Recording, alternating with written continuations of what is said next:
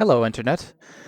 As you can see right now, I am in my VR character model demo place like I was in my last video, but this time I'm in third person instead of first person. And that is because Nexus VR Character Model version 2 is done at this point. It hasn't released at the time of this recording, it will in a few days, but at this point it's up, and it adds a lot of new functionality. One of the biggest improvements, which you can see is if I basically rotate my hands like this, there is now a menu that you can open up, which is again done by rotating your controls like that and waiting for 1 second. And it adds quite a bit. The first thing that you'll notice, as I'm in third person, is there is a way to set your view, which can either be third person track, which is this. If I move around, it'll follow me a bit. And there's also the first person, which is just default. Also with this is controls, which a lot of people have been asking me before, where there is the normal teleporting, which also has been improved this time around because originally you had to press down on the thumbstick to be able to do anything, but now you do not have to do that. That was more of an artifact of developing on HTC Vive and Microsoft Mixed Reality. And there's also now smooth locomotion, which using the left controller, you can move around using smooth locomotion instead.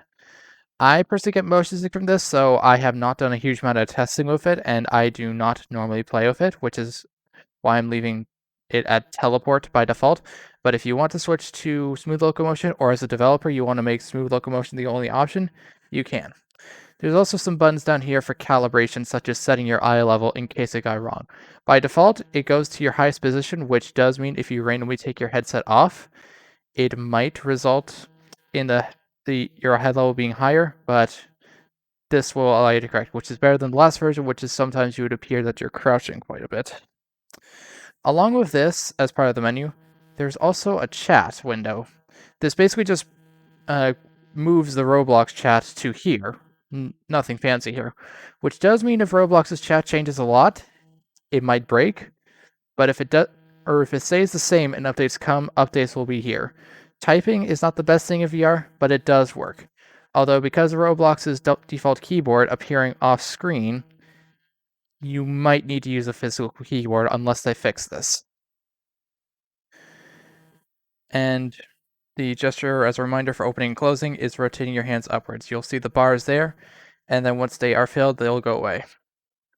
So along with this and a lot of other improvements is some other things. Like before, Nexus VR Core was said that it was going to be included, which it is. I can interact with these normally like before. But also some things that were not initially planned but now are part of the system. For example, I have my alt account Narber Walters, who is here for the chat demo here, for seats. Nexus VR Character Model now actually supports seats. Oh, say if you want to potentially do some type of driving game and you want to use it. Be aware in certain conditions that this may cause motion sickness, so you will want to experiment for yourself to see if this is fine for your game. And once you're done, you can teleport away, and you can also teleport to other seats.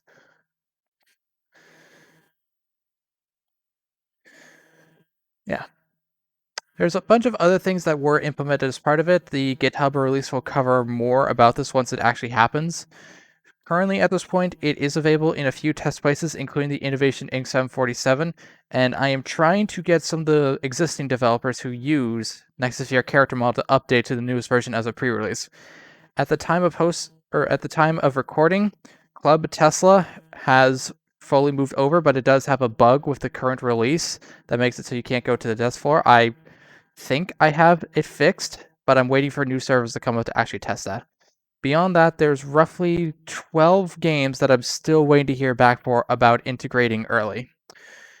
In terms of release, I'm predicting Friday for this. I want to make sure that it works in the existing games before I actually publicly release this. As well with releasing it, there is a new loader because with this, I'm moving to a system where it automatically updates like Nexus Admin. So if a change happens, say I add a new character method or I fix something with teleporting or something, it'll show for everybody compared to the current system where I need to tell people to actually update, and if there actually is a problem or new feature, not everyone's going to have it.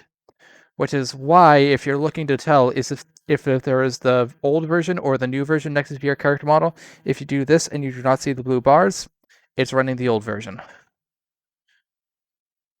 So there will be more information posted about this on Twitter and GitHub once this actually launches. However, not a lot is going to change between now and then. I will also post on Twitter about more test places coming up. Again, there's 13 I'm trying to get beside my own, and some of them are starting to get it. Well, that is all I have for the demo for now. A lot of this will be experiencing for yourself when this actually goes live. So long, everyone.